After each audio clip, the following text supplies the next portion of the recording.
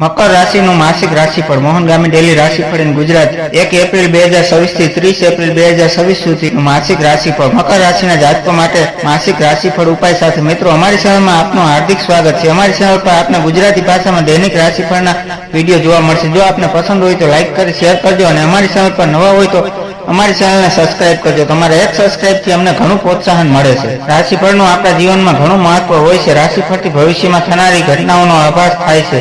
રાશિફળનું નિર્માણ ગ્રહ ગોચર અને નક્ષત્રની ચાલના આધાર પર કરવામાં આવે છે। આવો જોઈએ તમારો આ મહિનો કેવો રહેશે। જાણો આપનો આ મહિનો કેવો રહેશે, કઈ બાબતોથી થશે આપને ફાયદો અને કોનાથી રહેવું દૂર। સાથે જાણો કે કયા કાર્યોમાં થશે પ્રગતિ અને કઈ બાબતો વધારશે આપની તકલીફ। આપને ક્યાં રહેશે સાનુકૂળતા અને ક્યાં કરવું પડશે ઝંઝાવાતનો સામનો। આવો જાણીએ મકર રાશિનું માસિક રાશિફળ। મકર રાશિ ખ અને જ।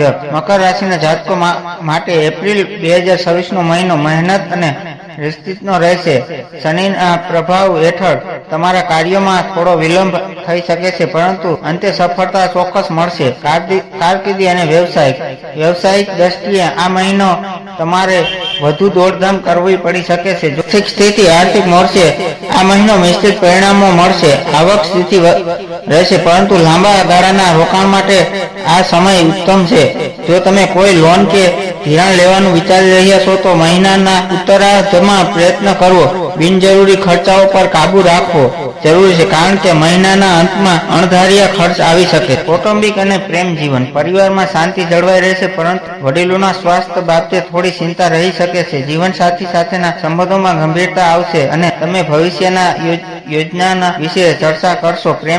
પ્રેમ સંબંધમાં રહેલા જાતકોએ એકબીજા પર વિશ્વાસ રાખવો જરૂરી છે। નાની વાતોમાં શંકા કરવાનું ટાળવું। સંતાનો તરફથી સહયોગ મળશે। આરોગ્ય મકર રાશિના જાતકોએ આ મહિને હાડકાના દુખાવા અથવા સાંધાની તકલીફથી સાવધાન રહેવું। ગરમીના કારણે અશક્તિનો અનુભવાઈ શકે છે, તેથી આહારમાં ફળો અને લીલા શાકભાજીનો સમાવેશ કરવો। માનસિક તણાવ ઓછો કરવા માટે સંગીત સાંભળવું અથવા કુદરત સાથે સમય વિતાવવો। મહત્વની વિગતો: શુભ રંગ વાદળી અને કાળો, શુભ અંક 4 અને 8, શુભ દિવસ શનિવાર અને શુક્રવાર।